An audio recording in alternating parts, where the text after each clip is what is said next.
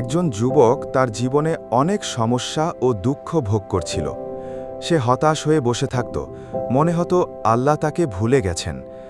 একদিন সে বুঝল যে কঠিন সময়ে ধৈর্য রাখা এবং আল্লাহর প্রতি ভরসা রাখা সবচেয়ে বড় শক্তি। সে প্রতিদিন ছোট ছোট দোয়া করতে শুরু করল, নামাজের সময় আল্লাহর কাছে নিজের কষ্ট এবং আশা শেয়ার করল। সময় কেটে গেল এবং ধৈর্য ও নিয়মিত তওবা করার ফলে তার জীবনে পরিবর্তন আসতে শুরু করল। সে কাজের সুযোগ পেতে লাগল, বন্ধুরা সাহায্য করতে লাগল এবং মন শান্তি পেল। সে উপলব্ধি করল যে আল্লাহর সাহায্য সব সময় আসবে, শুধু বিশ্বাস ও ধৈর্য রাখতে হবে। এই গল্প আমাদের শেখায়, চিকিৎসা, কাজ বা জীবনের যে কোনো চ্যালেঞ্জে আল্লাহর উপর ভরসা এবং ধৈর্যই আমাদের সঠিক পথ দেখায়। সাবস্ক্রাইব না করলে মন খারাপ হবে, লাইক দিলে হাসি ফোটাবে। তাই দেরি করো না, আজই সাবস্ক্রাইব করো আর ভালো লাগলে লাইক দাও।